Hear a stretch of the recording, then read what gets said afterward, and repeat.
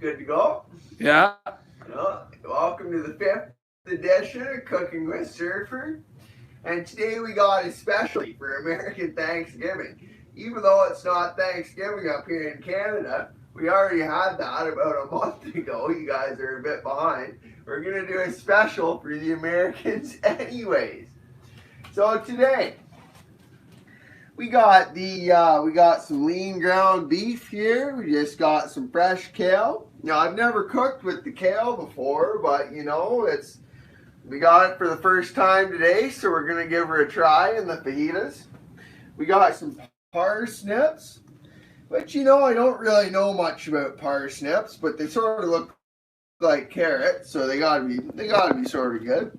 And we got some peppers. Up here in Canada, you can see they are made by Bimbo. Bimbo makes the dumpsters fajitas. Bimbo Canada. We're back. YouTube didn't like Bimbo Canada. It shut it down for that one. Somebody says that you're a bimbo. Video Game Snake says that Surfer is a bimbo. Oh, that's a good one. The porcupine effect, I think they call that in sales. That was a real good one. So we're going to make these fajitas. We're going to cook all the vegetables first in the pan. Going to get a bit of ground beef going, and for the ground beef, we're going to get this taco mix. We'll use the old El Paso taco mix, give it a bit more flavor. And then we'll we'll put the wraps in the microwave for 10 seconds to heat them up a little bit. What coffee are you drinking, Surfer? Oh, yeah, so up here in Canada, we got the Tim Hortons. In the States, you don't got that, but we got the Tim Hortons dark roast. It's pretty good stuff. But I gotta clean the coffee machine because I've only ever cleaned it one time since I've had it, and I think that might have got PPP sick. Yeah, I'm not doing so well, guys. The voice is sort of raspy on him, and you can feel that sometimes after you drink like the 4th or 5th cup of coffee, you get sort of a sore throat from it. So maybe I should clean it out. I don't know. Maybe that's just in my head. Jonestown Bear says Tim Horton was in a Dr. Seuss book. No, I think that was Horton the elephant. Horton here is a who? I think Tim Horton is in the NHL. That's right. Am I right about that? Michael likes your t-shirt, Surfer. Yeah. PPP bought me this t-shirt. It's got the cap, but it's the Bob Ross cap. He's painting a nice picture. Landscape. You got the stars there. It's pretty good. So to start, now I have a feeling that these parsnips are going to take the longest to cook out of all the vegetables. Oh, I'm missing mushrooms too. You know what? In the thumbnail, we forgot to put the mushrooms. But we're gonna put some mushrooms in there too. I think that would be good. I think Video Game Snake here, he said that mushrooms are gross. No, mushrooms are unreal. Mushrooms are like one of my favorite foods. I like all mushrooms. I don't discriminate against different types of mushrooms. Nassim's asking for a fly check. Oh, the fly's done up today, most of the way, So we're gonna start with the parsnips. Because I have a feeling, because they're like a root vegetable, it looks like a carrot, they're a thicker consistency. So they're probably going to take the longest to cook in the pan and all the vegetables. Then after that, we'll probably do the peppers and the mushrooms around the same time. We'll add them to the mix. And we'll probably put the kale in last because it's just a leaf. I imagine it will take the shortest amount of time to cook. But, I've never cooked with kale before, so it's a learning experience for all of us here today. Yeah, and, Jonestown Bear doesn't know what parsnip is. Oh, that's a good question, Jonestown Bear. I'm not really 100% myself. They sort of look like carrots, but PPP says they taste like green onions. That's right. That's sort of beyond me. Now, it's got this, there's number 42. It's got this thing on the top, so you gotta get that off of there. JR is questioning parsnip, kale, mushroom fajitas. No, they're mushroom beef fajitas with kale and parsnips. That's what it says. I don't think he's understood quite clearly. So you got to get this number 42 off of here so you can open them up. And then, you know, for the same reason you peel carrots, I have a feeling we should peel the parsnip. Oh, JR has had to let us know that he's a she.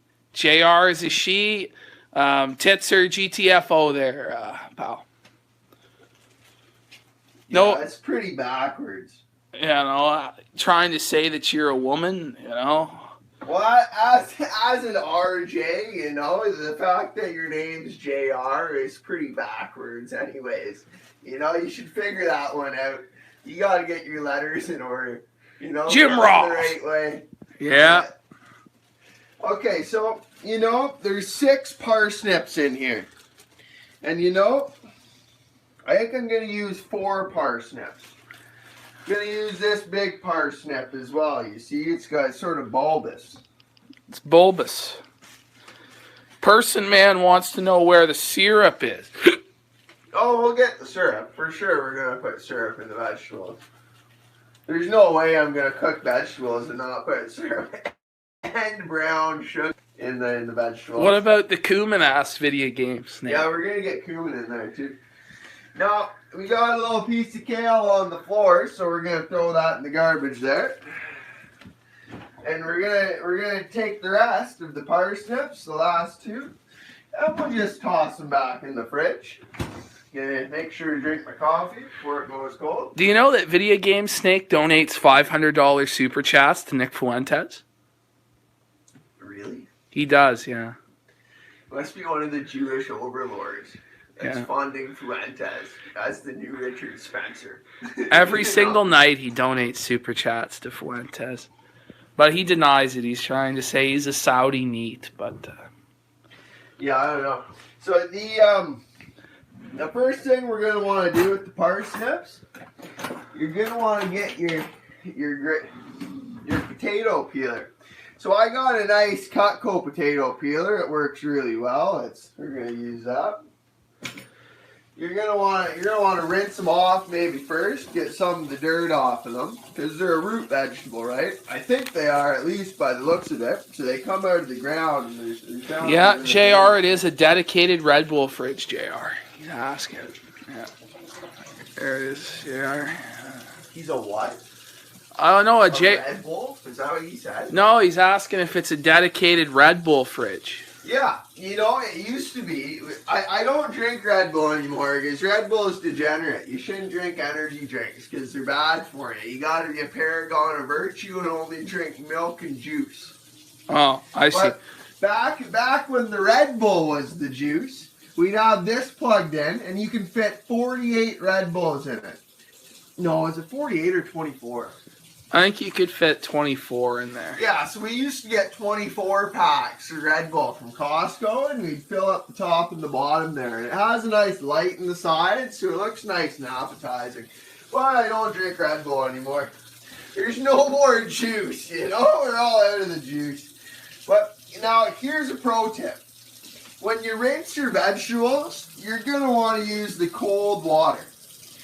And the reason I say that is because I think the cold water is less chlorine than the hot water. From selling water filters, I'm pretty sure there's less chlorine in the cold. So we're gonna want to see, you can really rub with your thumbs. Sargoy is confused. Oh, that's all right. Just use the cold water when you rinse your vegetables. Trifox is saying, "What do you mean, no more Jews, Surfer?" No more Jews. No, I think the Jews are great. In the wise words of Nick Fuentes, I do have a big problem with the Jews. And that problem is that there's not enough of them. We need more Jews. I think maybe 100% of people should be Jews, not just 2%. There you go. Jonestown Bear demands that you clean that parsnip. Yeah. And you can see, look at the difference between this parsnip and this parsnip now. This one's obviously a lot cleaner. So we're going to clean the next parsnip off. Trifox is advocating for a Canadian Jewish ethno-state. And Person Man is letting us know that all the Middle East is Israel. Yeah, and you know, the best thing for the Jews is to help them all make their way back to repatriate back to Israel so they can make the great super state of Israel in the Middle East. You know, I think every Jew belongs there. You think so? Yeah. And I think it's our prerogative. It's our prerogative to help them get there. You know? Give it a responsibility to it. I don't know. I just think that we should just put the Jews in charge of the whole world. It's a base Tikkun Olam. Is that what they call that? The base Tikkun Olam? Yeah. Okay, so now. Sargoy's demanding you use prerogative properly. Oh, I did use prerogative properly. It's like a goal with a better, more responsibility to it. It's like a goal that you're responsible for. You know, and it's our prerogative to help every Jew get back to Israel. Sargoy is freaking out. Sargoy is saying he gives up and he can't handle it. Well, that might just be your prerogative, Sargoy. Now, you know? Surfer, did you hear about Player 920 and his disability? Yeah. Yeah, Player 920 loves the Disney Star Wars. Yeah. It's his make-a-wish to watch every Star Wars movie in a marathon. He loves it. Especially the last one. He loves Last Jedi so much. You know he actually has a Porg fleshlight? A Porg? What's a Porg? Well, see, it's good that you don't know. You know, I've only seen the first 6 Star Wars movies. I haven't even seen number 7, The Last Jedi. No, number 7's The Force Awakens. You know, I did know that. I just thought it'd be sort of jokes. Sargoy asks why you are so based, Surfer. Video game. You know, I put a lot into it. You know, I try to browse the 4chans, you know, and just put all these things together. But I've never seen Star Wars. Video Game Snake says that's beautiful innocence. Yeah, that's right. So now I'm gonna take my potato peeler and I'm gonna peel the skin off of these parsnips. Now, you know, I think the best way to proceed with that is just peel the top part first, because you gotta get either end of it. So I get my chair right up nice to the garbage can here. And so that way I can I'm nice and close to it. I'm not getting peels all over the kitchen, you know, so. Now, Surfer, somebody asked, what's your favorite meat? Meat? Yeah. Yeah. You know, that's a tough one. I really do like pork. I like to eat pork and drink milk with it. You know, I don't want to say bacon, because that's sort of cringe if I was to say that, you know. But when I cook bacon, I really like to drink milk with it. You know? I probably have to say pork. I like pork tenderloins a lot. I like the pulled pork, you know. I like beef. I love beef, but I probably like pork more than I like beef. And I do like chicken a lot too. Chicken's really good. You can do a lot with chicken. Now you can see, so this is why we're peeling the parsnips. Look at the difference between the inside of it and the skin. So we're going to get all that skin off of there. You don't want to peel too much, because then you lose a lot of parsnip while you're peeling. Jonestown Bear wants to see you lift the weights. Oh, I can lift the weights at the end of the stream, but maybe in another stream. Somebody is saying the way that you peel the parsnip is erotic. It fires them up. Yeah, I guess so. They get real horny for it. Person Man is saying that bagged milk is degenerate. Well, that's just how we do it up here in Canada. You know, it's probably not the most degenerate thing in Canada. You know, there's some things in Canada that are a bit worse than the bagged milk, you know, buddy. Yeah. Know what to tell you. Now, you see, you still do get, even sitting nice and close to the garbage, you still do get some parsnip on the ground, but that's all right. We'll deal with that later, you know.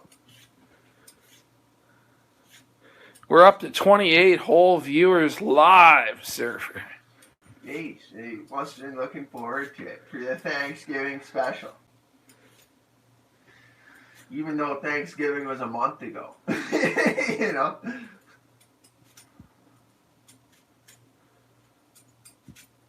You really got to peel on the top because you get like where it was attached to the stem on the top, right? So that's why I really go at the top there. How would you rate Canada's degeneracy on a scale of 0 to 1 UK's? Wow, that's a good question. I mean, I don't think knife crime is as high here, but like you get people at the universities throwing poop at each other, you know, it's...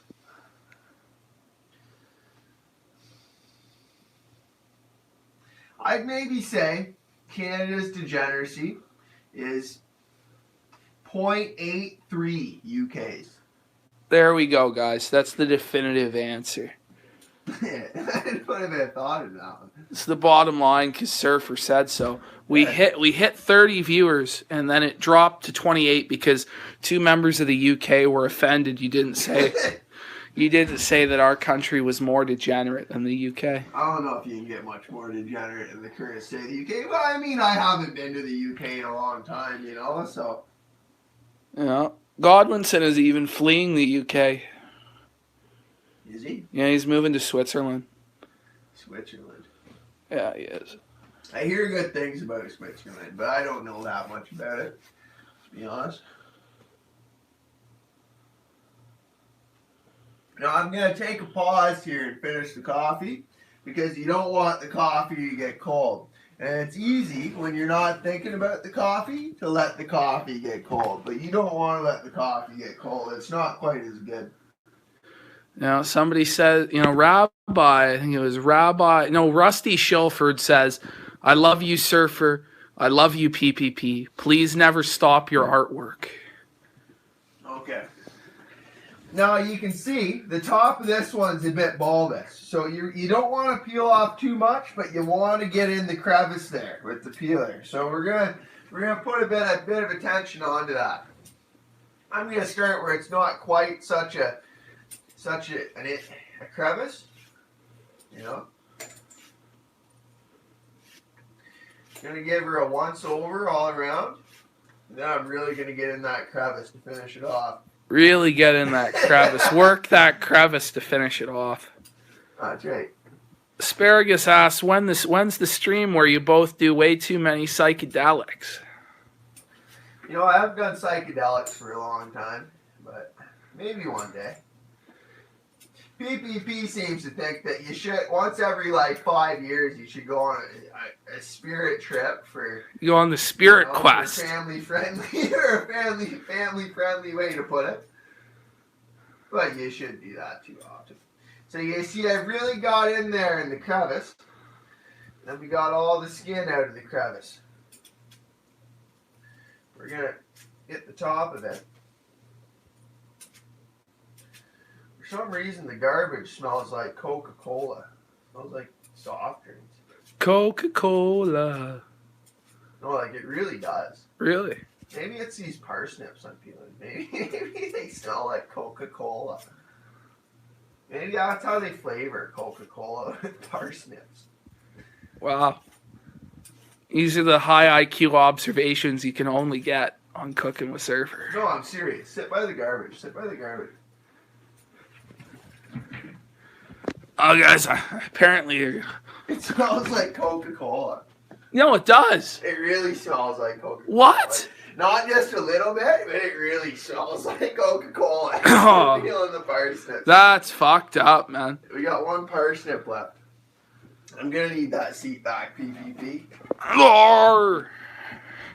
You know, Jonestown Bear says this is the slowest parsnip peeling he's ever seen. Well, you want to make sure that you get. He's seen a lot of parsnip peeling. There's more than one way to peel a parsnip, I guess. Or skin a parsnip. They're green onion flavored parsnips. Oh, by the smell of it, I think they're Coca-Cola flavored parsnips. It really did smell like those Coca-Cola gummy bottles. Yeah. That's exactly what it smelled. Were you eating them? The gummy bottles? Yeah. Oh, yeah. Were you? No, no, I wasn't eating them. I thought you asked if I ever ate them. You shouldn't be eating candy. It's degenerate. Candy is good for you. It's sent to degenerate our youth. No, Robbie Rotten says it's good for you. How are you going to eat an apple after you just ate a bag of Skittles? You know? Asparagus asks, how many natives have you met? I've met a lot of natives. You know, back in my day, I used to go door knock and sell energy contracts to the natives on the reserves, you know, because every single one of them buys an energy contract when you knock on their door. And I guess water filters too. You know, they just buy everything that you can come to their door with. But the problem is, you end up knocking on someone's door that's part of like the council of elders, like the chiefs or whatever, and then they just lose their mind.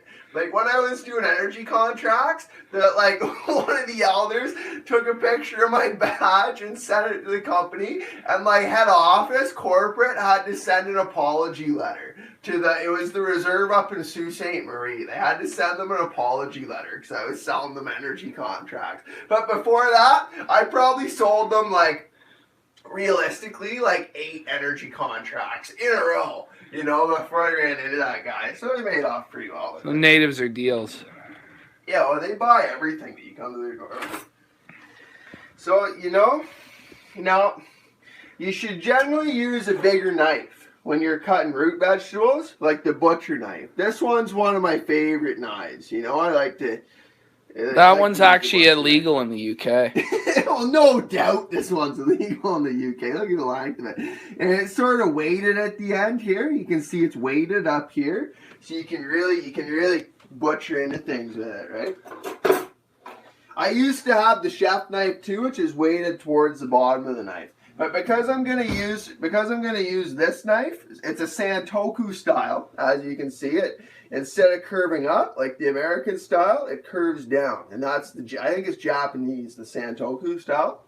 So we're gonna use this for the mushrooms and for the kale. So I mean, at this point, I'm gonna use it for the parsnips also. And you're using the Cutco brand. Yeah, well, I used to sell them. They're the best knives you can get. Look, they got the double D edge. Instead of a straight edge or a serration, you got 3 individual straight edges in between each point. One like this, one like this, one like this. So that way it really cuts through, but it's a clean cut. You know, it doesn't rip or fray at all. It's pretty base. And you got your nice ergonomic handle here. It's triple riveted with nickel silver rivets. You know, so they're not going to rust or anything like that. You got a nice grip on it, you know, the thumb and the finger lock in, you know, so you're not going to slip and cut your fingers off, which, because it's a really sharp knife, you could do that. I've cut myself, though, and it's not fun. And the handles are actually made out of the same thing as bowling balls. I think they call it thermal resin. Wow. You know, it's a pretty good knife. It's a high carbon surgical stainless steel blade. So it's the same stuff that they use for surgical instruments like scalpels and stuff. Never gonna rust and it's gonna keep its edge. That's amazing. They're asking if you sold the knives door to door. No, I didn't sell them door to door. I got appointments for them door to door. And I'm probably gonna want to cut my parsnips about this big. You can just sort of see, you want to start from the thick end and move to the bottom end, because if the thick end is this big, you're gonna get your fingers so that you'd have to hold it up, whereas the smaller end you won't. Get Crack for me says that Cutco is like the Freemasonry of grifter teen sales jobs. Well, I don't really get that reference. You know, I got a whole collection of books about the Masons. I don't get that reference. Rusty Shelford is getting real upset that we endorse the use of magic mushrooms every 5 years. Rusty Shelford, you're on permanent ignore. I'm not going to respond to you anymore, Rusty. Sorry. Why wouldn't you use magic mushrooms every 5 years, Rusty Shelford? Are you high? Rusty's saying that Jesus doesn't like that. Rusty is saying that we need to repent and return to piety. How would you define piety? Well, I just don't know what Rusty's definition would be. Asparagus asks, what's the proper dosage to use? It depends on how strong the mushrooms are. I mean, most of the time you eat about a half quarter of mushrooms, 3.5 grams, and you go on a nice spirit quest. Sometimes you need to eat like a half bag of mushrooms. If they're not as potent, you eat like 14 grams of magic mushrooms. No, Rusty, you're not getting banned. I'm just messing with you, buddy. I'm not like the Big Bear. The Big Bear is based. Tell them all about your love for Owen. Owen is the realest guy on YouTube. No one is realer than Owen. Owen speaks. Owen speaks. Well, I mean, the guy's losing it a little bit lately. Like, some of the stuff he goes about. But Owen's a really honest guy, He says what he means, and he means what he says. I really respect Owen for that. And I mean, the guy's got, like, he's put together this farm, He's got a family with a few kids. Like, Owen's doing pretty well, Well, that's tough. We lost a parsnip. That's tough. I personally think that Owen is a schizophrenic that beats his wife. Well, that's just not real, Owen's wife spins alpaca wool, Like, that's pretty base. I don't know if anyone in chat has a wife that spins alpaca wool. What about all the bruises on his wife? There's no bruises on him. Jonestown Bear goes, Owen is not honest. Remember that time he lied and said I tried to murder his kid because I busted Nimmer lying? What? You might have to elaborate there. Yeah, I don't remember that. You see, I started watching Owen Benjamin's streams in like maybe January, February. Right after last Christmas. So the whole Nimmer thing was before I watched Owen. Asparagus says that Owen Benjamin has Klinefelter's syndrome. I don't know. I don't think that's true. He does have an extra chromosome, no? Oh, I don't know. That's why he's so tall? No, I think he just has a based phenotype. Oh, the based phenotype. Owen's got a superior phenotype like I do, It's just a little bit Jewish, and then you got like I have the superior Frisian phenotype. This sounds like a scam. Asparagus asks, does Surfer know about Johans? Yeah. Johans is pretty jokes. When I first heard of Godwinson, when PPP started doing videos about Godwinson where he like read the letter and it showed like Johans reading the letter and PPP, I thought that Johans was Godwinson. I thought that's who Godwinson was. I thought it was jokes. Who's this Godwinson guy? He looks like a retard. I was wrong about that. And then when you saw the real Godwinson, you laughed even harder because he looked worse than Johans. Yeah. I mean, Johans is pretty jokes.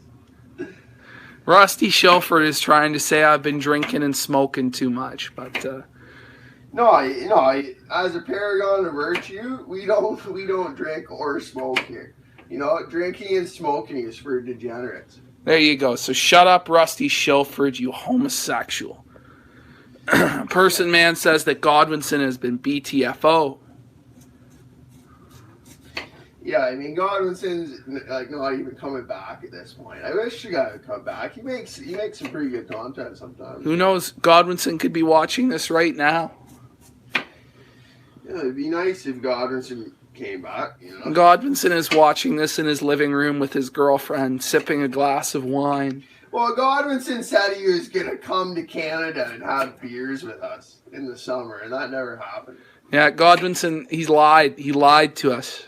He's not like based on Benjamin, who always tells the truth, Even though if it's not the truth, he's honest about it. We're not Methodists, Rusty Shelford. You ought to jump off a bridge. So now we almost got our parsnips cooked. And something about cutting the parsnips. When you cut onions, I don't cut onions because I think onions are gross. But when you cut onions, it affects your eyes. For some reason, cutting these parsnips, the same thing. It's getting me in the eyes. You know? Jonestown Bear goes, it's been 30 minutes and still no parsnips. No, we got the parsnips all cut up. People are saying they're going to switch to the Ralph Kill stream. You know, the type of person that watches the Ralph Kill stream. Jonestown. Lost cause anyway. Jonestown Bear goes, even Owen would have had them ready by now. Well, Owen doesn't cook because he has a base wife that cooks for him, you know? So, like now, because we're going to use a lot of vegetables, I'm going to put about 2 tablespoons of butter into the... That's all? Yeah, we're going to cut 2 tablespoons. Oh, my throat. It's tough. I have laryngitis. Oh, you don't want to put the butter back in with the cutlery. That doesn't make a whole ton of sense. But you want to get your butter and put it back in the fridge after you cut it. Rusty Shelford says he wants to see us at the dinner table of Christ, and then we need to stop doing drugs. Well, we don't do drugs, Rusty Shelford. You know? Rusty is just spamming the chat with his homosexuality all the live-long day. Now, if you remember the first episode of Cooking with Surfer, we put the oven on to a 6. And the same thing, we're really going to want to sear into the parsnips, so we're going to want to put the oven on a 6. Janice wants you to take off your shirt, Surfer. Oh, I bet she does. Well, that's for when we lift weight. We'll do a weightlifting stream, and we'll put on the Judas Priest in the background and lift the weights. Oh, yeah. You know? You're going to be shirtless lifting the weights to Judas Priest, eh? Yeah, for the chat. I bet you chat really wants to see that. Okay, so now we're going to get some spices for the vegetables. And we're going to put some spices in there. Now, I think I'm not going to quite do the same spice lineup as I usually do, because we're also going to use the taco mix for the ground beef. So, I'm sort of going on the fly with this one. But I'm going to take the roasted garlic peppers, that spice, and I'm only going to do maybe 1.5 shakes. Going to get a little bit of seasoning salt. People are saying you failed the fly check. My fly's done up. What do you mean? You want to see my fly done, you weirdos? Jonestown Bear goes, wait a minute, parsnips and taco mix?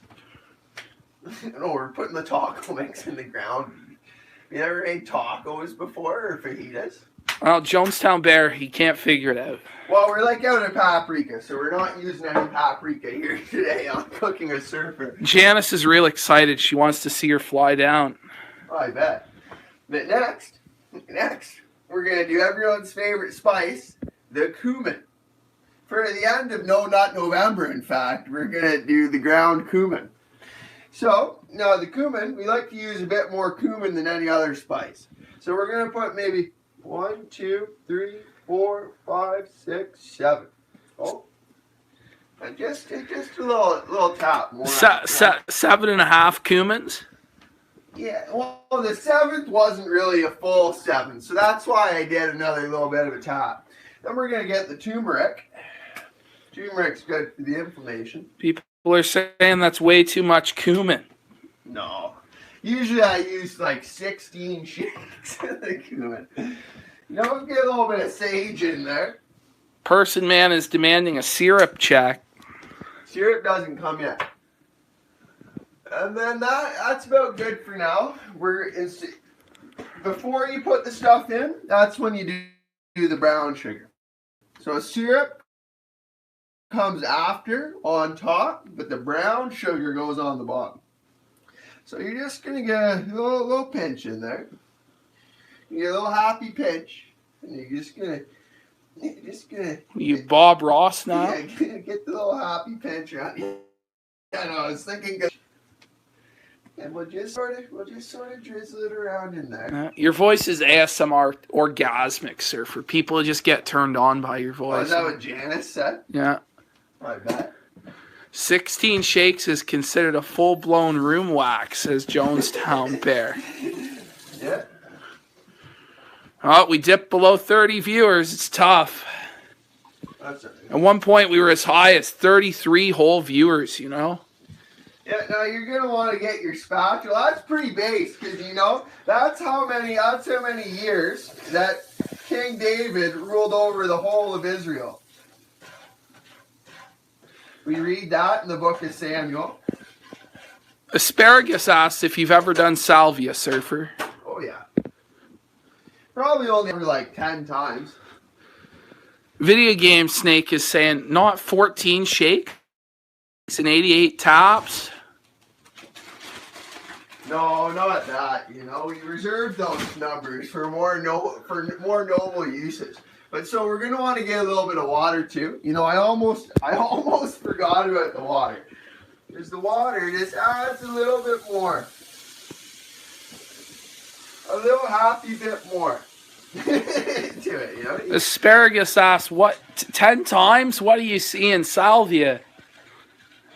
Well, I don't know. It depends on the salvia. Like, there's a lot of different salvia you can buy. But, I don't know. It doesn't last that long. It feels for longer than it is. But it's sort of different every time. I don't know. But you see some weird stuff. One time I smoked salvia. I saw an extra dimension to the air around me. Like, I can see the shape. I don't really know how to describe it. But I can see the shape of the air. Like, how you can regularly see like the shape of everything. Like I saw the shape of the air inside of everything. You know, there was like an edge to the air. It was trippy. I don't know if that's 3D or 4D or what was going on. Sargoy is upset that you put water in a hot pan. What, is he retarded? Why would he be upset about that? I don't know, he's rattled. Again you put it in a hot pan? Sargoy goes, Surfer either has 30 IQ or 300 IQ. I can't tell. Well, my IQ is about 142, 143. It's around the Owen Benjamin mark. You know? Video Game Snake on Salvia couldn't stop calling his friend the N-word for 30 minutes, he says. So you're going to want to just slide the happy little parsnips into the pan. And now that we got our parsnips in the pan, you know what I'm gonna do? I'm just gonna toss them around. And that way they're gonna get covered with all the little happy goodness we got in the pan, you know, with the spices and the water and the butter. Jonestown Bear claims that his IQ is 148, and that his mummy verified it, just like Owen. Oh, you know, I was tested by a professional. That's how I know that my IQ is above 140. Is that true? Yeah, that's what the professionals told me. What professionals? Well, when I was a kid, the professionals tested me. They told me that. Oh, yeah. I don't know if they're psychologists or psychiatrists. I don't really know which one's which. Rusty Shelford keeps demanding a sermon about King David from you here, Surfer.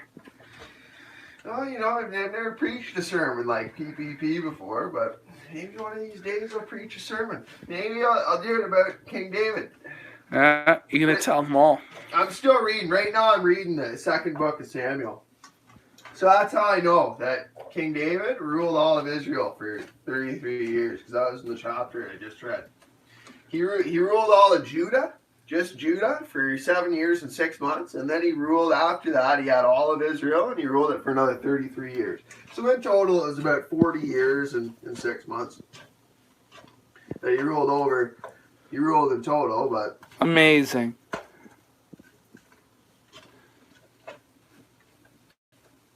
People are saying that you're a paragon of virtue.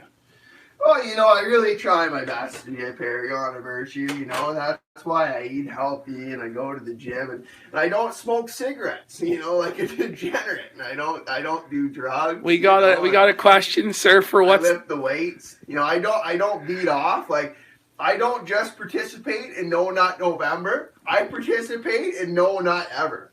Because I have mastery over myself, you know. I don't even desire to beat off anymore. It's been so long, you know. I've transcended above that primal state, you know, that carnal state of being. I've transcended above it. Prosperity is amazed. We got a question. What's the hardest drug you've ever done? I don't know. I've never done anything too serious. I've done a little bit of cocaine. We've done oxys. We've done ketamine. I don't know. I had this like antipsychotic it was like an antidepressant, antipsychotic. We had a full pill bottle of it. So me and my buddy, he smoked it out of a pipe. We put tobacco in the pipe and crushed these pills up on top of it, and skateboard around town and smoke it out of a pipe. And it sort of felt like cocaine, you know, but it made you really happy, but it lasted longer than cocaine. Because cocaine only lasts like 40, 50 minutes, so you gotta do another line. Which is one of the reasons it's so addictive. You shouldn't do cocaine. Other than that, you know, I smoked ecstasy pills like 7 times. The first time I ever smoked ecstasy pills, I could hear this creature in my ceiling. It's like 6 in the morning on a school night, and I'm sitting at the computer. You know, I'm still up, and I just hear this breathing in the ceiling above me. It sounds like a snake that's breathing, and it's moving around the ceiling. I was just far gone. You know, you shouldn't do that. You know, I used to be a bit of a degenerate when I was younger. You know, I repent of that, though. That's wrong. You shouldn't do that stuff. You know, but I had a good time. I don't know. Eric W. says that smoking ecstasy is the best. You don't want to smoke ecstasy. It's probably pretty dangerous to smoke ecstasy pills. But we crush them up and put them on the tobacco or put them on weed and just smoke it. It tastes like rusty nails and chlorine, and you smoke ecstasy pills. It's disgusting. You know? It's not good. Fishman is claiming that injecting ecstasy is better. Watch out, PPP. I'm going to murk myself. A hard time. I don't know why you'd ever inject ecstasy. See, I've never injected a drug. You know, I could never bring myself to do that. I think that's gross. And so I never really did any real hard drugs, you know, because I never injected drugs. I always stayed away from the big four.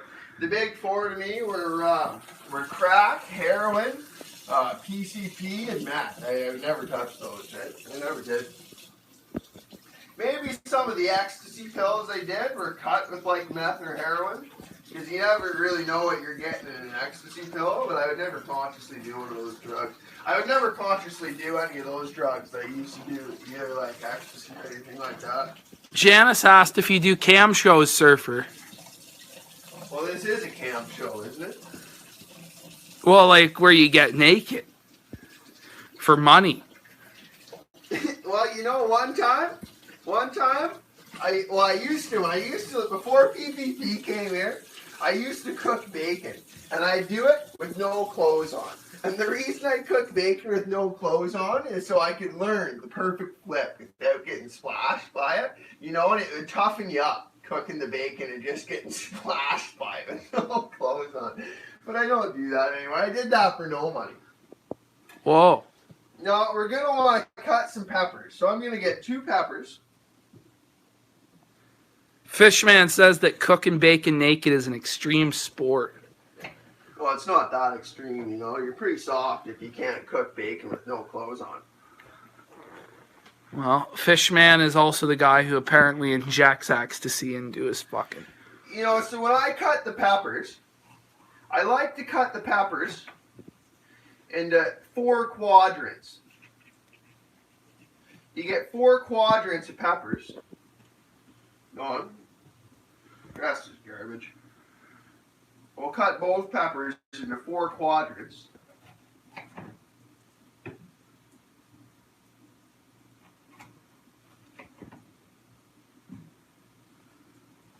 Quadrant. Reminds me of quadroons. You love quadroons. Yeah. Richard Spencer's squadron of quadroons. No, they were octoroons. Richard Spencer's squadron of octoroons that got away from him.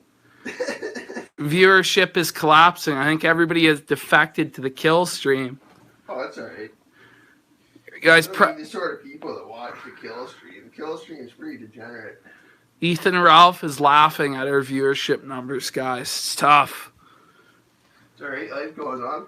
So now that you've cut your peppers, you want to get the pith, the inside.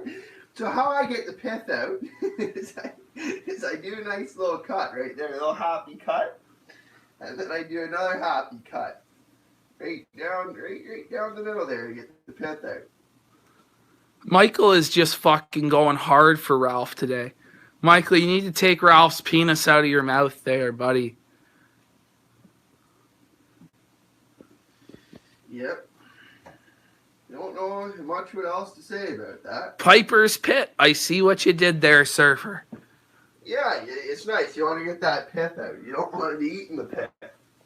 Yeah, that's right, Prosperity. I single-handedly destroyed the kill stream. That's right. That's correct. So you do a nice, happy little cut there. And you can just sort of skin the pith out of it. You can just do a nice little happy skin the pith out of the peppers. You know? There you go, bud. This one's just got a little bit of pith on its edges. A little bit of pith. Yeah, it does. Somebody asked if you would smoke gun crust if it got you high, Surfer. What do you mean? Gun crust? That's disgusting. I don't know why you'd smoke gun crust, even if it got you high. That's like in Africa where they like poop in a water bottle and then sniff it 3 days later to get high, you know? The Like, Jenkum? yeah, do you really want to do that to get high? You know? Would you take a big bite out of Ralph's gun crust? I wouldn't take a bite out of Ralph's gun crust. Now, before I put the peppers in there, I'm just going to want to... Ooh, and these are really cooking now. They're all cooked on the bottom, so I'm going to want to flip them. You see that? I guess this cooks a bit quicker than I thought. So now, I'm going to turn it down to just below the medium. I'm going to hurry up cutting these. Video Game Snake says, based 420, Chan. Now, with the Santoku style, the tip of the knife, you can really get a good cut with that. So you see I can cut these peppers real quick. I'm going to cut them into nice, happy little lines.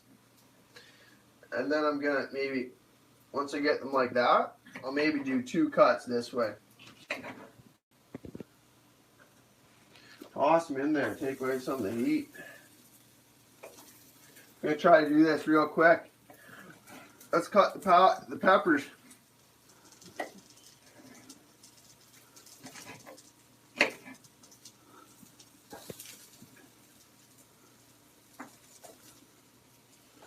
You still got to get the mushrooms in here too after.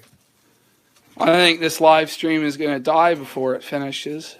Before we even get the vegetables going. How long have we been going? 48 minutes. No. We're trying to cut the peppers real quick. Sargoy goes, it'll take at least another 2 hours for the fajitas to be done. You know, we like to do nice gourmet fajitas here on the Cooking with Surfer show. You're saying you're a slow cook. Yeah, but I cook well, you know. Can you really judge something on how long it takes, or do you judge it on the quality of it? People are saying that that's PPP's way of telling you he wants to eat ASAP. Well, that's not true. Well, no, because we're trying to wean PPP off of the food. I don't know if that's working. Well, that way you won't have as much gun crust. Well, the gun crust is fantastic if you just give it a chance. Who was it that wants to try smoking your gun crust? I don't know. Okay, we just got 2 more peppers here. You know what I forgot to wash? No, I did wash the peppers. Almost thought I forgot. Guys, did he wash the peppers? I did, I remember it. Press 1 if you saw me wash the peppers. Asparagus asked if you would saute gun crust or slow roast it. You don't want to cook with gun crust. It doesn't have a very good flavor, I imagine. There's a lot of ones and a lot of twos. People seem to have a split memory on this. You got your happy little peppers in there now. You're going to flip them around. Somebody's saying that you have no dexterity with the knife. And is this a racial problem with Canadians or what? No dexterity. Like, see what I'm doing? I got a really large hippocampus because of my high IQ. So I have a lot of spatial reasoning. And as a result, I have a lot of dexterity with the knife. And that's why I don't cut myself. The large hippocampus. Yeah. So now you don't wash mushrooms, you know? I learned that when I was in university. I was taught not to wash mushrooms because they soak up everything, right? Mushrooms are sort of like a sponge. But we're going to want to get mushrooms out of there. Michael says you have 99 dexterity points. That's right. And they just keep rising. Now, we're going to want to do maybe, I don't know how many mushrooms, so just keep going. What does the chat think? Should we do 7 mushrooms maybe? What do you guys think, 7 or what? Or should I just do all 11 mushrooms? Yeah, let's just toss all the mushrooms in there. May as well at this point. Can we get a Keno check in chat? Sargoy demands all the mushrooms be done. Oh! Are we back? We're down to 3 viewers, but I think we're back.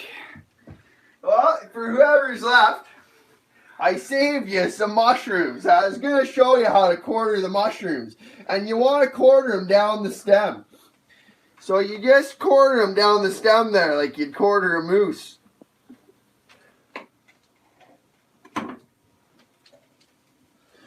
Still got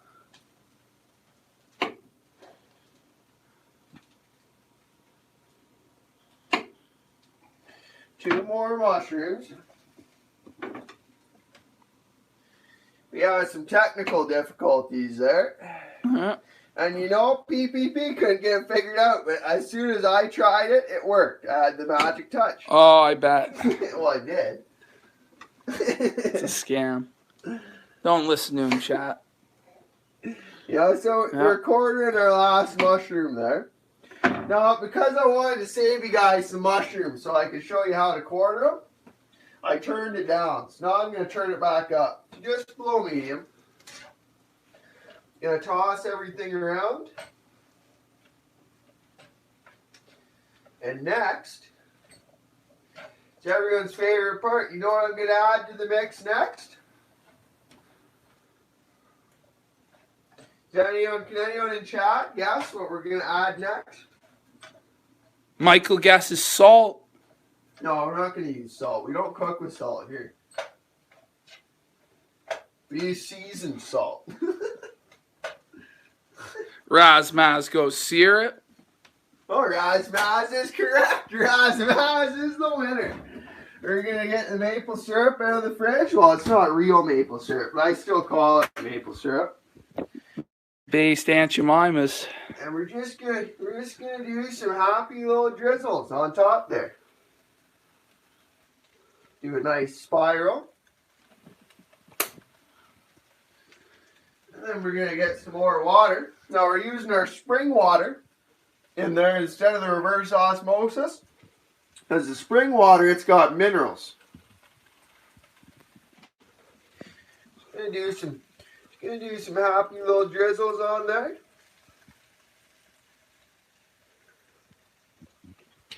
And I'll just keep her all nice and moist in the pan, you know, and Gonna have to get a charger here soon. It's low battery. You can plug in with the charger. Watch just go JFS King Cobra style. Oh, that's true, JFS King Cobra style. Right? This is JFS King Cobra to the max. Here, I'll get you a charger. Alright. We'll leave PPP over charge of the vegetables, you know?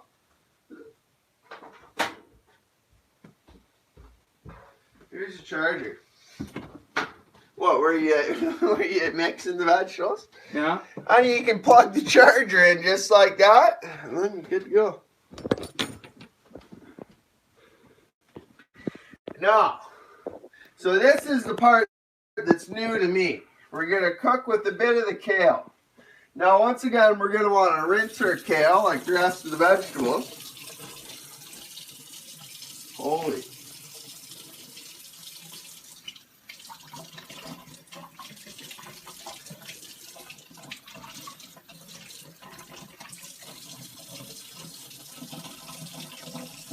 You're going to want to shake it out. Get our next leaf of kale. Gonna give her some happy little rinses. You know who I'm sad isn't in chat tonight? Who's that? Dr. Ape. Dr. Ape? Yeah, Dr. Ape, you'd always make fun of your cooking. Is DJ Axel there? No, DJ Axel isn't in chat tonight. He's not there. No, I'm disappointed there's no DJ Axel. Because once I get this kale in there, I'm gonna use a lid. Asparagus asked if he missed any Kino. Well, we were quartering the mushrooms like you'd quarter a moose, and then PPP messed up the technical difficulties. He missed the syrup, though. Yeah, if you miss the syrup, you miss the Kino, because we got the syrup going in there. Now, you know, I think you don't eat I don't think you eat the stem of the kale. I could be wrong. So I'm just going to rip all these happy little leaves off of the kale and toss them in there. The bigger leaves, I'm going to maybe rip them a few times. Just get the little happy pieces of kale in there. Janice wants you to take your pants off. I bet. Janice is really escalating from the shirt to the pants to the... You're going to have to do a weightlifting stream for Janice listening to Judas Priest. What Judas Priest song are you going to play? I don't know. I don't listen to Judas Priest. I'm not a degenerate boomer. You know? Well, I think it'd be some real Kino if we got PPP lifting with no shirt on, listening to Judas Priest. Fishman says Kale has a chance of turning you gay sympathetic if you fail a saving throw versus Vatican II. Sorry, libtard, I couldn't hear you over the sound of the Skinner. There you go.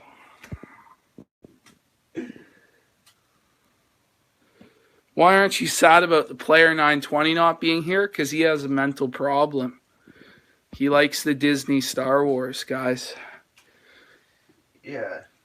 Well, he's probably doing his Make-A-Wish.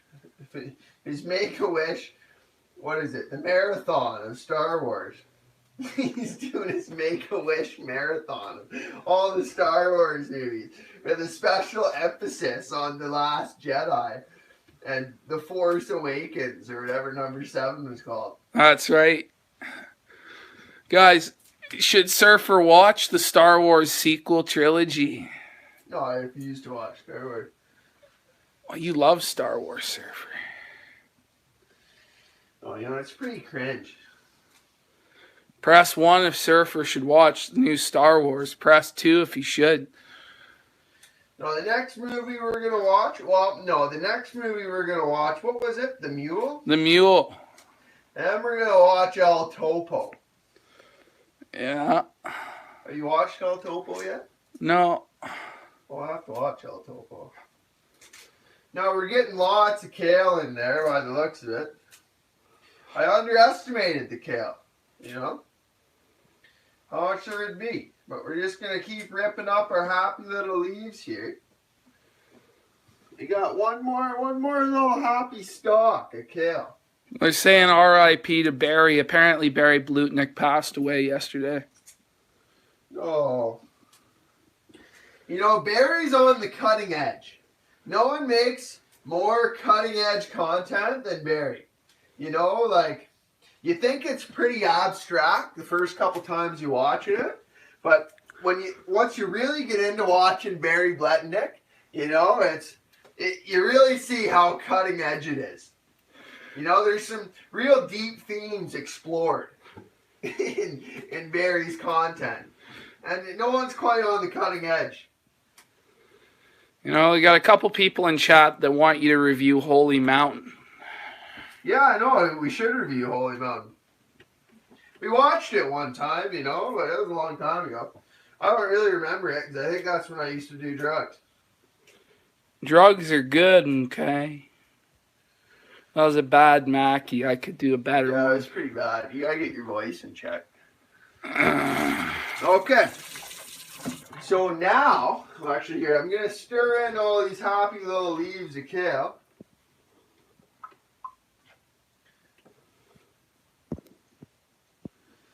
Get all the happy little leaves in there.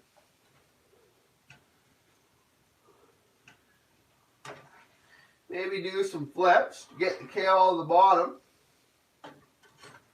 Harrison Williams says that this is more alpha than InfoWars. Oh, you know about that. Blazin says you have an incredible ass. Oh, actually, I don't work on it. I don't do squats. I tried doing squats, but I don't really do squats. I just do the machine where you lift it up with your legs, like, like that, and the one where you lift it down with your legs, like that. You know, so maybe that's what does it, but I don't do squats. Okay, me behind you. Somebody says, Surfer, hypothetically, I have some salvia with me. Hypothetically, how much salvia should I take? Well, you don't really need to be hypothetical about it because it's completely illegal. You shouldn't do it, just degenerate. But I mean, if you're gonna smoke salvia, you probably only need to smoke a bowl or two. Like how you smoke it. Now, you don't want to just smoke it like weed. Like you don't want to inhale it and breathe it out because you won't get an effect from that. You need to inhale it and you need to hold it in. Hold it in for like a minute, minute and a half until you absolutely can't hold it in anymore. And I think that starves the brain from oxygen, which forces it to intake the salvia. And then you breathe it out and you'll be gone for 10 minutes. Like it's like more intense than a mushroom trip for like 5-10 minutes. It seems a lot longer than that though. So next, we're going to get the rest of our happy little cumin seeds. And we're just going to sprinkle the happy little cumin seeds on top. Just going to sprinkle the happy little cumin seeds on there. Jonestown Bears recommending DMT hits. Jonestown Bear needs to watch more Owen Benjamin and get away from the Joe Rogan. But Joe Rogan is way more base than Owen. No one's more base than Owen Benjamin. Owen Benjamin is the realest guy on YouTube. I stand by that. Cringe. Now we're going to want to get our oregano. We're just going to want to put maybe 6 or 7 happy little shakes of oregano into the pan. Jonestown Bear goes, I've seen way more Owen than anyone you know. Jonestown Bear, how many hours would you estimate you've watched Owen Benjamin? Tell us. I've seen every episode of the Owen Benjamin show. Jonestown Bear says he's watched thousands of hours. That's pretty based. Pretty based, Jonestown Bear. Harrison Williams says he's seen at least 400 hours of the Owen Benjamin show. Yeah. Now you can see there. So we got her all nice and mixed in. We got our cumin seeds really mixed into everything in the pan. Jonestown Bear, do you feel like you wasted your life watching thousands of hours of Owen, or was it a productive use of your time?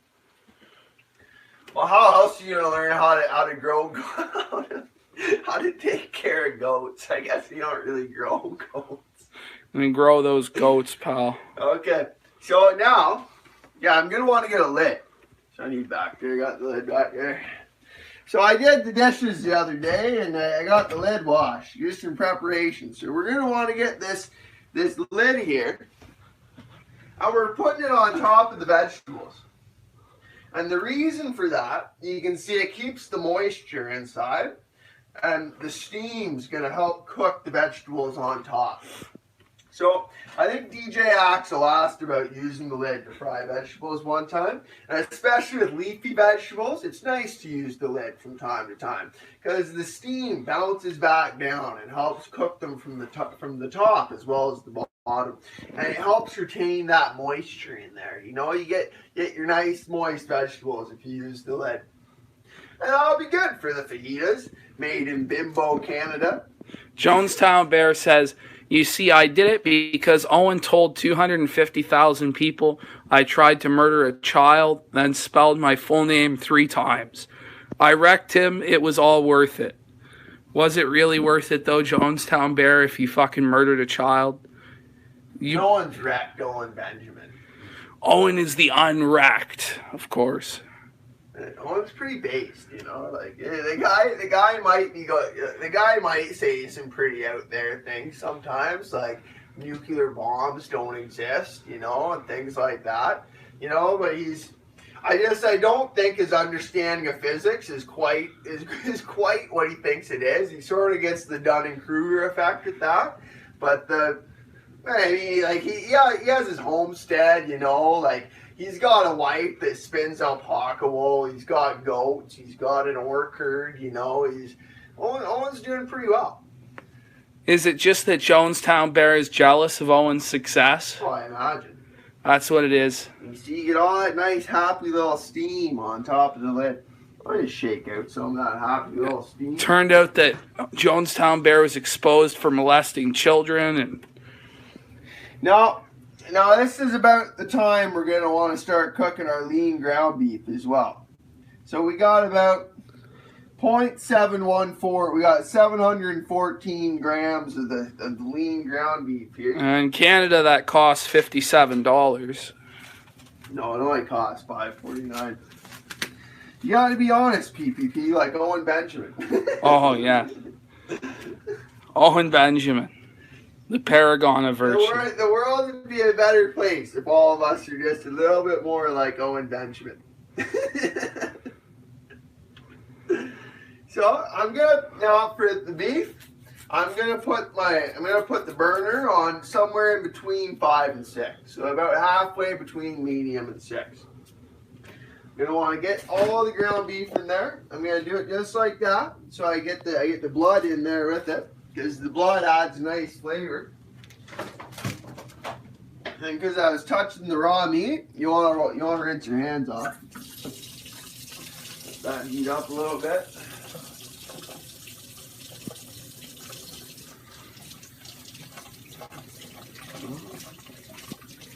Philip S. says that's not actually blood. And Jonestown Bear demands that you dry your hands on your shirt. Oh, I'm gonna dry my hands on my shirt. What do you think? I use paper towel like a plebeian? You know? What are you, a troglodyte? Do you live in caves like a troglodyte? You don't wash your hands? You don't dry them off on your shirt? Janice is asking that we make out on camera. Yeah, I bet. It just gets weirder and weirder with Janice's comments, you know.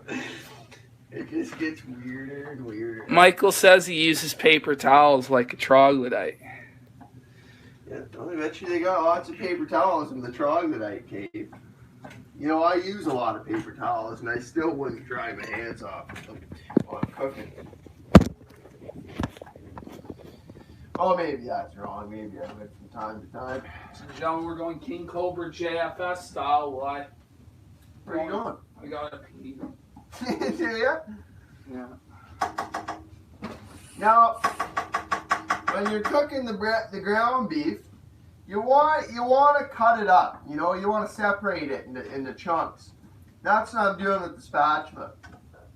And the reason for that is it increases the surface area of it, so it not only cooks faster, but it cooks all the way through. So I'm just really chopping it up into happy little chunks here.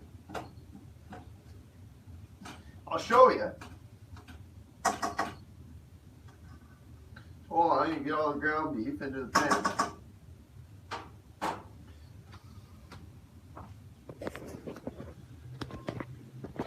See here, I'll show you here. Hold on. You see, we get our ground beef into happy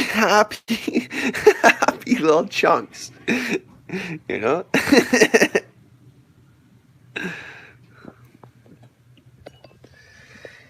Yeah, you know asparagus? One time, I try to get this back. Yeah. What happened to it? Guys, how long were we gone for? Well, did they hear my story about staring at the wall? Did you hear his story, asparagus? All right, you got to tell him the story again. Yeah, so I don't think I drank a liter of alcohol with it, but one time in high school, I probably ate about 14 grams of mushrooms. And I couldn't really tell how much I ate because we had like 3 ounces of mushrooms. I just kept eating them straight out of the bag without measuring them out. And I had a couple ecstasy pills also. I don't know quite what. They might have been white polar bears, actually. I think they might have been orange Mercedes triple stacks. They might have been white polar bears. I don't know. But I had a couple of those, and then I was drinking the alcohol too, and I went up to my room just with a pipe. And I sat down on my bed, and I stared at the wall, and I had my pipe, and I was sitting there with my knees up. And I just smoked my pipe. I was smoking the weed, but that's all the motion I had. I just stared at the wall, and every now and again I'd take a hit off the pipe, and I just stare at the wall. And I probably stared at the wall for a good 2-3 hours. From like 2 to 4 or 5 a.m. I sat there and stared at the wall, And there's probably been nothing more entertaining in my whole life than the story I saw play out just on the wall. I don't really remember what was happening, but I just knew I had to stare at the wall. I watched it, and there was a party going on in my basement. I had a whole bunch of people over. And my buddy Mitch, he kept coming up the stairs, and he kept coming in my room and saying, "RJ, what are you doing? You got to get out of bed. You got to come back down." And I would just look at him, or I would keep staring at the wall, and I would say, "It's not time yet." Say, "The time hasn't come. It's not time to get up." And then finally at like 4 or 5 a.m., I just knew it was time to get up. And I said to him, "It's time to get up." And I got up and enjoyed the rest of my night, But that's the time when I was mixing mushrooms with other things. You shouldn't do that. It's pretty degenerate. But let me tell you, staring at the wall for 3 hours is pretty intriguing. I don't know if you guys ever stared at a wall. People are saying it's epic. Just sitting there motionless, staring at the wall, and they say, "RJ, you got to get up." And I just say, it's not time yet. Jerry says that's when Surfer lost his mind in IQ points. I probably lost a couple IQ points doing that. I'm not going to lie, but what you gain out of staring at the wall for 3 hours motionless? No, you don't gain a lot from that. It's pretty degenerate. No, you gain a lot of deep insight into your soul. Well, not into the soul, into the wall. Into the wall. Harrison says that you're 3 times better than PPP. It's pretty base. There you go. Harrison loves you, Surfer. Oh, you got a video coming up about cancer that you might really love. Oh, I'll give you my cancer analogy. Which I'll let them stew over that one and not really tell them anything about it yet. But one day the cancer analogy will come out. Surfer's going to do his video on the real cancer. People are asking who has the better pair of glasses, PPP or Surfer. Well, hit 1 for PPP, 2 for Surfer on the glasses check. You know, I picked out these glasses. Okay, I'm done with the lid too. But I picked out these glasses when I was in university. All by myself. I went into the optometry clinic and I was looking at the glasses. I was looking at the big glasses and I liked them. And the optometrist said, if you like those glasses, I've got something to show you. And he walked me over and he showed me these glasses. And they're regularly sunglasses. They aren't even prescription glasses. But I got custom lenses for them. And I've had these glasses ever since. It looks as though you lost. I think I won the glasses showdown. Oh, with your basic glasses? Hey, they're pretty based. Look at them. No. They're pretty high level. The reason I'm not using the lid anymore is because I want some of the moisture to come out at this point, to be honest with you. It leaves the kale look pretty wet. You don't want them to be super wet, you know, so I'm letting some of the moisture come out. And you can see it, it's evaporating out of the lid.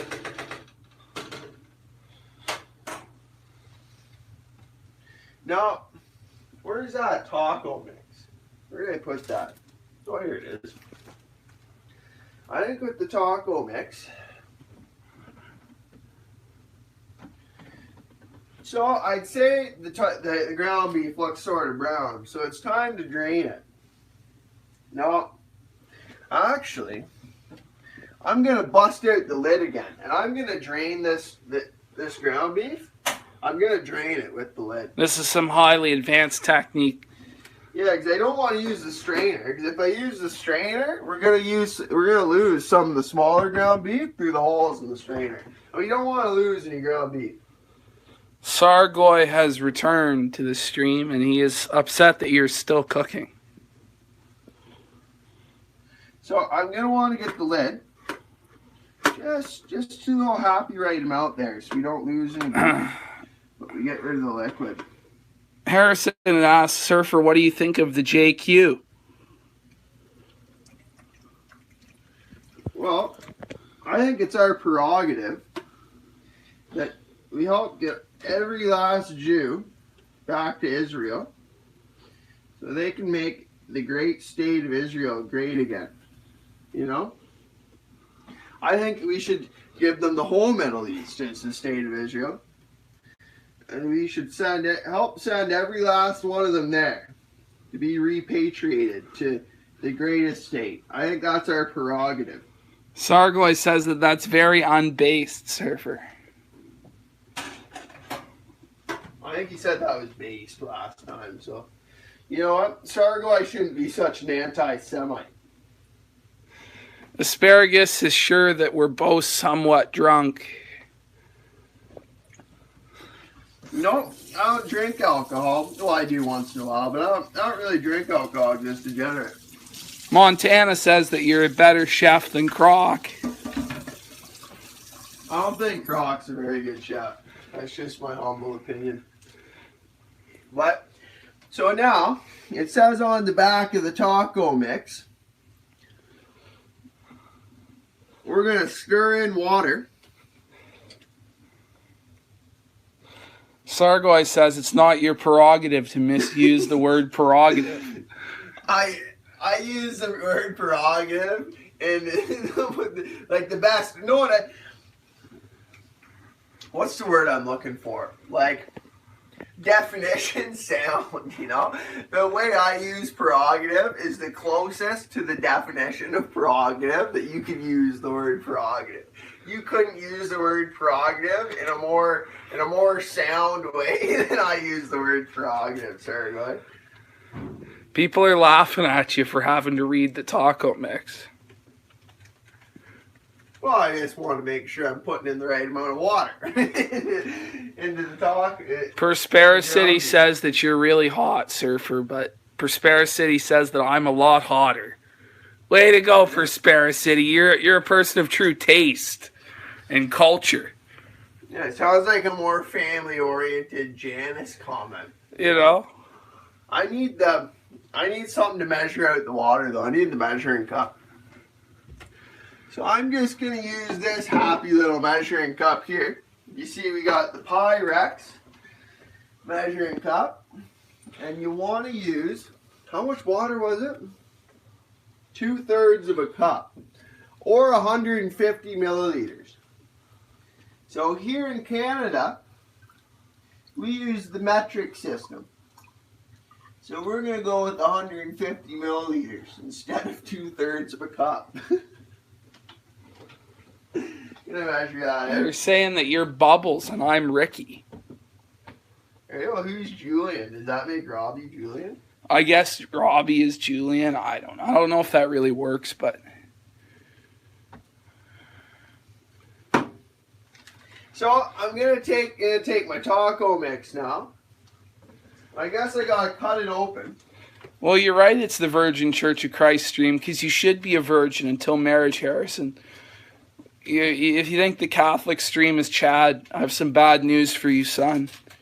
You're going straight to hell. Yeah, premarital sex is degenerate. You shouldn't have it.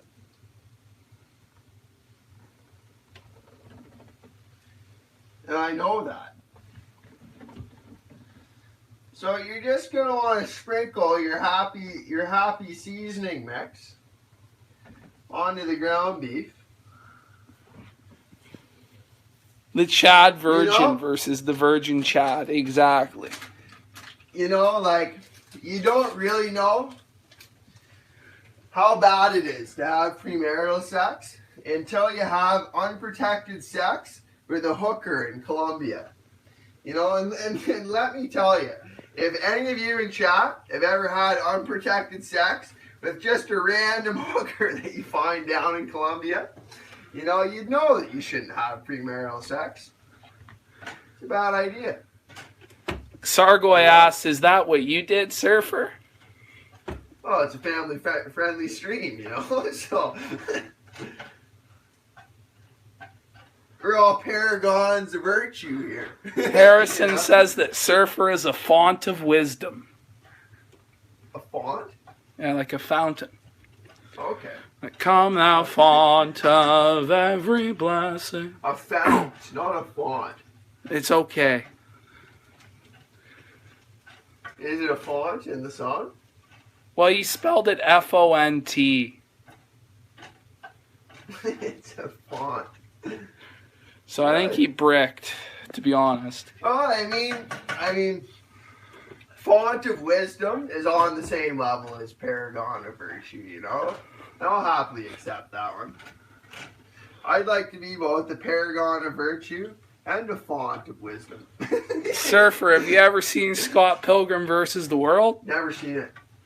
Oh, yeah. I don't even really know what it's about, to be honest. It's a classic, Surfer. So here what we're doing, we're mixing up our ground beef with the taco seasoning. Make sure we spread that taco seasoning all around the beef. Because you don't want it concentrated to one piece of the beef, you see. So you really want to mix up your beef taco seasoning in the water.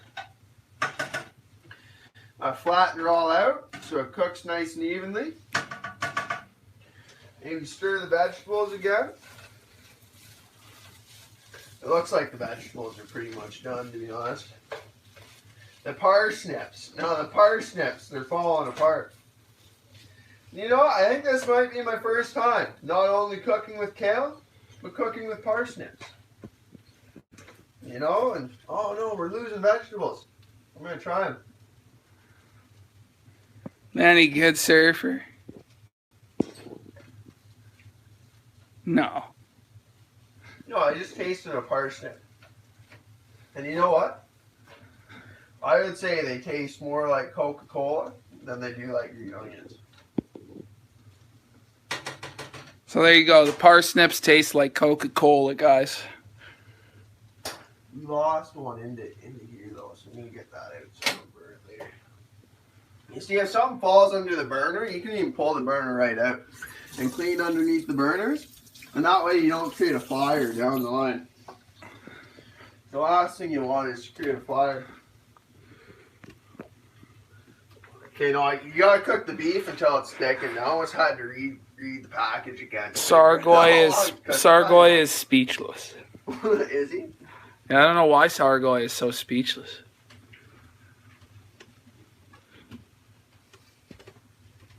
Now, I'll probably turn the vegetables down again. I'll turn them down to maybe just past the 2. You know, we're going to go in between the 2 and the 3, but we're not going to go quite halfway. We're going to go about 2 and maybe a happy little third. Don't tempt me, name. Oh. Yeah. So now, what we're doing is we're playing the waiting game on the ground beef. We're waiting for the ground beef for the sauce, the taco sauce to thicken. You want the taco sauce to thicken in the ground beef. So while we're waiting for that, I'll probably use the time to make another pot of coffee. You know, because keep us going. So I'm going to come in the other side here with the coffee maker. I'll maybe take my last pepper while I'm at it and put it back in the fridge because you want to keep the peppers refrigerated. I'll put the oregano back in the cupboard too. And this will be how you make the Tim Hortons coffee. I'll take the old coffee filter out of there. And this will probably be the first thing that you guys see me cook where there's no cumin and there's no maple syrup. You don't want to put cumin or maple syrup into the coffee. You want to just get your coffee filter in there. Just push her down nice and softly around the edges. Asparagus has asked if you've ever made coffee with black pepper in it. No, I think that's pretty degenerate. But you want it's sort of moist on the edges, so you use that to keep the sides up. Because with the coffee maker, it's going to spray like steam down. And if it catches the edge, you'll get all sort of coffee grains in your coffee, and you don't want that.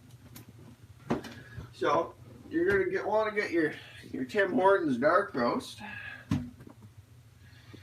which I keep the spoon. I have a dedicated spoon, which I keep in a different empty box of the Tim Hortons dark roast. You use a dedicated spoon for the coffee. Sargoy asks, how long is the coffee going to take? 30 minutes? No, only like 10. So you just want to get 6 nice little scoops, not heaps. You level them out there. And you get your 6 nice little scoops into the coffee filter. You want to make sure you're not spilling it all over the place or getting it in the back or anything like that. You might get coffee grains in your coffee. There's 3 scoops. 4, 5, and we'll just get a 6th happy little scoop there. It's a happy little scoop. Did Worski give you a deal on the Tim Hortons coffee? No, Worski would sell McDonald's coffee, which I don't know if you can buy the McDonald's coffee for at home. I think you might only be able to get that in the McDonald's. I don't know, I haven't really drank McDonald's coffee for a long time. But you see, when you put your scoops in, you got a bit of a melt in there. It's not even. And the water won't go up through it evenly like that. So you want to shake it out. You just give her some happy little shakes. Maybe some happy little taps on the side. And that gets her nice and flat. I'll put her back in there. And then for the coffee machine, you want to use not the spring water, but the reverse osmosis water. And the reason for that is because it doesn't have minerals. Remember, we used the spring water before for the vegetables because it has minerals, so it's better for you. But if you have minerals in the water in the coffee maker, you're going to get scale all over the sides, which you'd have to clean the scale off of the sides. So we're just going to pour the reverse osmosis water in there because it's pure. If you're going to purity spiral about your water, the reverse osmosis water is what you want. It's the purest of all the breeds of water. So you just want to pour the happy little water. Maybe I'm going to go just past the max line. Hit brew now, and you're good to go. Amazing. Gonna want to maybe stir the ground beef again. Oh, well, that's the problem. What happened? You see, Chad, I messed up. I turned the stove off when I drained the ground beef, and I forgot to turn it back on. But I mean, that'll happen to the best of us, you know. And once in a while, we make a mistake. But here on the Cooking with Surfer show, we fix our mistakes when we make them, you know. So we repent, and we're just gonna turn the burner back on. That way, our sauce will thicken, you know. It's all right. It gives us a bit more time to get the moisture out of the vegetables. There's still just a little bit of moisture to get out of them. Now we wait a little bit longer. What are you doing, PvP? Contemplating my life decisions that led to this point. I'll get the incense burning while you're over there. Alright. You see, chat? We like to, I have a nice balance on the incense table over there. And we like to keep the incense burning in the lizard and in the mermaid. And it creates a nice sense and a nice ambience in the atmosphere while we're cooking. You know, and that just helps us make a happy little meal for the Thanksgiving special. You know? Here, I'll check it, make sure it's not bricking. PPP is having an existential crisis over there, you know. He's sitting there doing the face palm like Eminem on the Revival album. One day we'll do a stream where I harvest the meat of a moose, you know? I'll get a moose, I'll shoot a moose, I'll put it down, and I'll quarter it. And we'll stream me quartering the moose. Because you see, moose are really big animals. So when you get a moose and you want to bring it out of the field, you want to carry it to transport it so you can make meat and stuff out of it like that, you got to quarter it. And then you can take each quarter of the moose and strap it to your back. And it sort of looks like the mushrooms, and we quartered the mushrooms. And you put the quarter of a moose on your back, and you carry it out of the field there. So one day, me and PPP will go moose hunting. And you know, we'll show you guys how to quarter a moose live on YouTube. What do you think about that, PPP? I think that'll be a fantastic video. I think the Cowboys should fucking fire Jason Garrett. Are you betting on the Cowboys again? No, I won't make that mistake again. Yeah. You know, I sort of got the same take as like a Nick Fuentes on the sports. You know, I just don't really see what the big deal is about it. You know, I don't really know why most people are into sports so much. I'm not really into it. Well, that's where you're wrong, bucko. Sports are the single most important facet of life. You gotta watch the sports all day, every day. The bread and the circuses just don't really fire me up. Bread and circuses are the only reason to live. Yeah. Now our sauce is starting to thicken. The plot thickens. The lemon deepens. In a few minutes, I'm going to get back up. Are you? Yeah. Are you making it? I don't know if I'm making it. Is it tough? No. You see, I didn't check when we started the... Oh. I messed up the orientation. Oh, switch it back. What do you mean I ruined the entire meal in the stream? What are you talking about? Did I have it on the wrong orientation? Did I put it back down, upside down? You know? No. Look at. So our coffee is just about done. It's past the 2 mark. I didn't check the time, but I'll probably give her another maybe 5 minutes. This is the right orientation.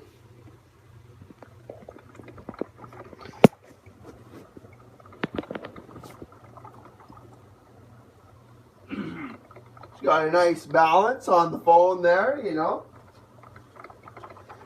And you see the ground beef over here, it's really starting to sizzle. And I'll show it to you. I'll show you the ground beef. I'll unplug the phone here for a minute. You see? It's really starting to sizzle there. You can see the sizzles of the sauce in between the between the beef. Gotta plug the phone back in so we don't lose the batteries. Well, Harrison, you know, I'm glad you can see that. I think that's important because you gotta know the different stages of the ground beef when it's done. And it's almost done. The sizzle means that a lot of the water is coming out of the sauce. So as long as you keep mixing it, it's really going to thicken here shortly.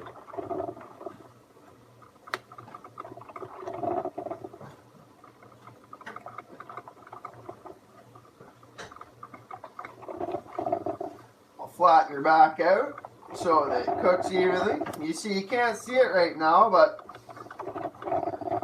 if you leave it in mountains and clumps, it's going to cook on the bottom and not the rest. So you want to take thermodynamics into account, and you want to just flatten her out nice and smooth.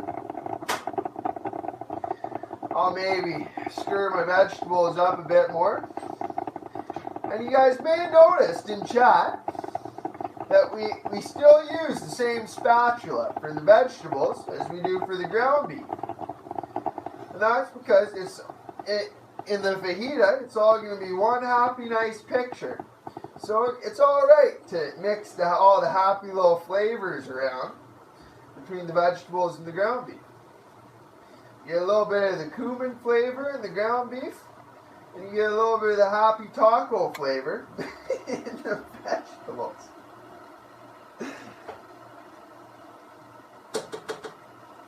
You're going to want to bang off our spatula because the kale's starting to stick. You know?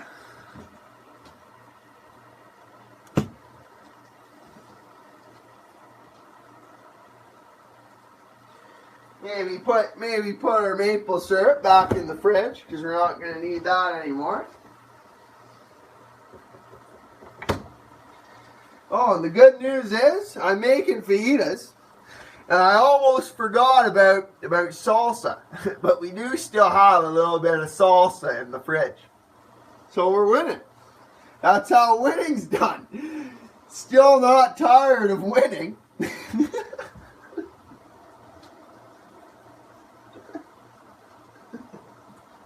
People are going to say, please, surfer, we're tired of winning. Still not tired of winning. You know? All right, I'm back. Yep. So now if you show them the ground beef here, you gotta show them the ground beef.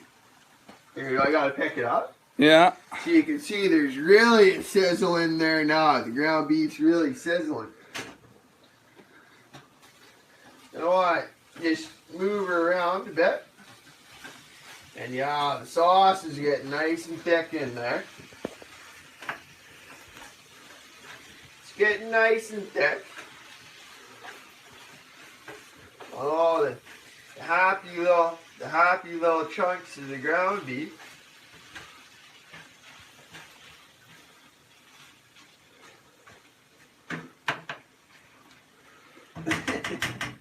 Who predicted it was going to take 2 hours? I think it was Sargo. I said it was going to take 2 hours. Sargo is gone though, isn't he? I don't know if Sargo is still here or not. We're at 100 minutes now. Sargo is watching his troglodyte stream on the kill stream tonight instead. No, he's here. He's saying we all knew it would take that long. Did you? No, well, you didn't really pay for it, but you got what you were looking for. Just get all the vegetables mixed up there. Vegetables are starting to look really nice. We got a lot of the moisture out. Jerry asked, how does crack taste? Oh no, I never smoked crack. Even when I did drugs, I never smoked crack. You know, like you're pretty far gone when you're smoking crack. You know, like If you smoke crack, you're pretty whack. Fresh.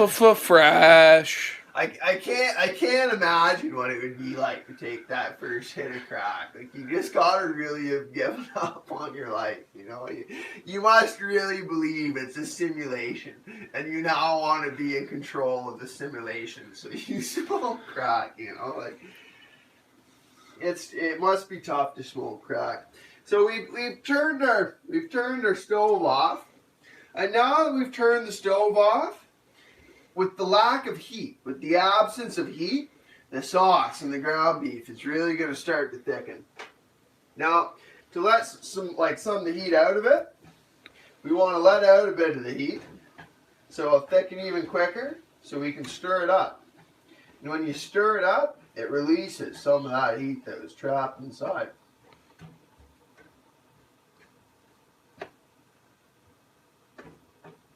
You get a nice, happy little steam out of it. And now the really good news, bang off all the little happy chunks of ground beef back into the mass of it. But the really good news, we got even more coffee made. Looks like PPP didn't drink the rest of his coffee. Got to get cold. But we're going to want to get some paper towel. I like to use 3 paper towels for pouring my coffee. Put them down. Get the cup. And we're going to put the cup on the left side there. Leave some space on the right side. I'm going to get my pot of coffee. I'm going to turn off the coffee maker. Got my pot of coffee here. And because a lot of the time it spills, that's why I have this paper towel. I'm going to pour it over top. You see, it's spilling. It all happened to the best of us.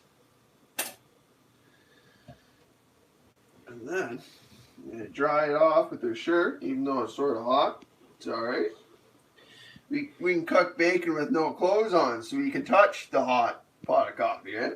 Yeah, it won't be too bad. Because we toughen ourselves up with cooking the bacon. I'm going to put the pot of coffee back in there for PPP whenever he's ready for it. No. It looks like everything's about ready. So the final step for your tacos, well, I guess we gotta clear some space on the dinner table first off here. It's just a disaster area. We need paprika and we also need cumin seeds at this point. We're all out of cumin seeds. We use so many of them. Got all the garbage from here.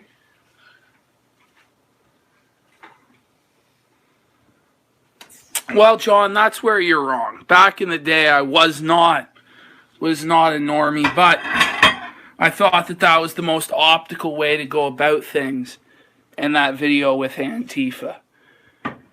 You know, and there were 80 Antifa around us, and to be honest with you, I didn't want to have to fight 80 Antifa people, So pretty soft on PPP's behalf. Oh yeah, you were just right there throwing up Romans, were you? No. But every time I walk by that cenotaph lately, I just want to stand up on it and throw Romans. I just want to stand there on the cenotaph and throw Romans on video. Well, I did call them communists in the video, you idiot. I yell no commies, no fascists, period. I was doing the based individualist Sargon-like take at the time. And you know what? I was a normie at that point. I used to be a bit of a normie, but it was because I used to be a bit of a degenerate. So now, what you want to do, I'll get my knife in the water there. You're going to want to heat up. There you get that. What are you telling us, John, that Antifa aren't the real fascists? No, we are, damn it. The left are the real fascists. The left are the real racists. You know, like Sargoy says no, don't microwave it. No, you gotta microwave. So now, you see we got our garden vegetable, Dempster's tortillas, made by Bimbo Canada. Sargoy is so upset. He's so upset. Just for 10 seconds. We're just going to do a little happy microwave for 10 seconds. You get it going. Maybe my coffee's cooled down a little bit so I can drink it. Well, buddy, R the Donald is frickin' based.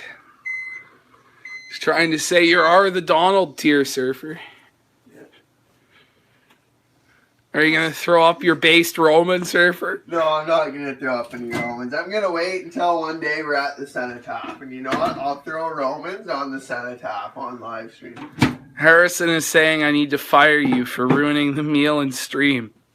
You guys want to see a meal. Here, hold on. So this one will be for PPP. No, this one will be for me. PPP can make his own. Here, I need the salsa though out of the fridge. See, the good news is we got salsa. We got the medium chunky salsa. Hasn't expired? No. Doesn't expire for like a year. Don't use salsa very often, so I'm surprised it's even in there. Video Game Snake has to surfer love Murdoch. I do, and you know what? I'm gonna back up every episode on Blu-ray. And for a lot of my family members this year for Christmas, I'm going to burn the Blu-rays of Murdoch. And all my normie family members, I'm going to give them like the Me More lineup. You know? Yeah, the Me More lineup. The timeline. Yeah, the timeline. So what I might do for like for instance, I have two cousins, right? A brother and a sister. I'll probably give the brother the Me More timeline, and then I'll give the sister like the sitcom #1 timeline, you know? And that way they can exchange their Murdoch, and you know, I think that'll be pretty good for them. That'll be pretty base. So you're going to want to scoop out your ground beef. And I would recommend that. If you guys have any normies in your family, make sure you burn them copies of Murdoch on either Blu-ray or DVD. And distribute that this Christmas. You know, I think that's what God intended for Murdoch. And especially in case it ever gets shut down, I want to back up every episode of Murdoch on Blu-ray for my own personal collection. Jerry McCanook says if I gave my family Murdoch on DVD, I'd be disowned. Well, don't be soft. Are you an optics cock like Fuentes?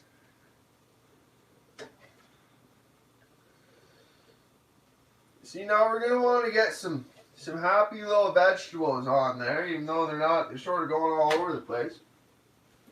So what I'm going to do, I'm just going to get her on top, like a troglodyte there. Guys, press 1 if you would eat it. It's not ready yet. Oh, it's not.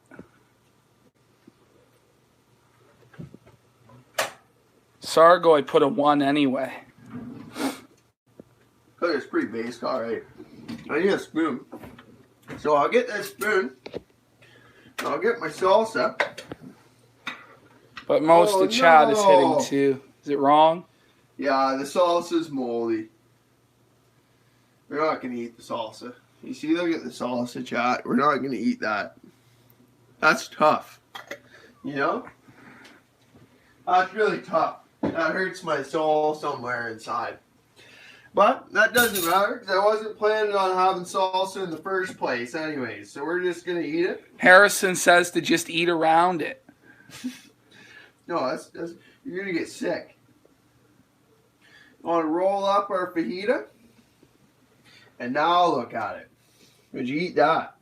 You see, that's a portobello mushroom beef fajita with kale and parsnips. It's a portobello beef fajita with kale and parsnips. We're gonna give her a try.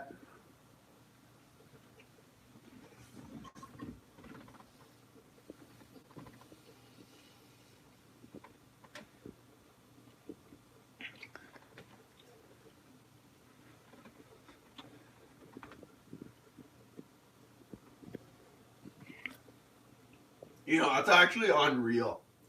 Like, that's way better than I thought it was going to be. That's what would so you good. rate it on a scale of 1 to 10? 8.5. It's Well, like almost the same rating as how degenerate we are compared to the UK. there we go. Well, should we close the stream off here? No. You got to make yours. Well, I don't know. You gotta try it. And tell them what you think. Nice JFS progress setting the phone down, buddy. Well, that's how it's done. One stream that are still here are just talking ahead, you know, like they're 2 hours into this. 2 hours. There's like 20 people that have still been watching. Buddy goes, PPP, can you get Surfer to make a good Swiss melted Swiss cheese with roasted mushroom and caramelized onion on a burger? It's hot stuff and you can get it at a number of different places. That is the most overused meme in the last like a week. People are just really spamming. And you know what? In this house, we don't eat onions in this house. I do. No, onions are gross and they're for troglodytes. Onions are good, bro. Onions are disgusting. Disgusting. Disgusting onions. What, are you gonna roll it like a troglodyte? look at PPP. Look at PPP roll his friggin'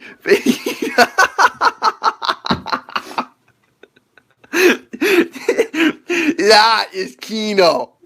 PPP's rolling of the fajita. That is the most Kino part of the whole stream. And you know what? I think that's where we're going to end it here today. 7 out of 10. Welcome to edition 5. That concludes edition 5 of Cooking with Surfer. I hope the chat had fun and you have a blessed rest of your evening. Goodbye. Oh yeah, you need PPPs right here. Give it to them, then you can close out the stream. Cheers.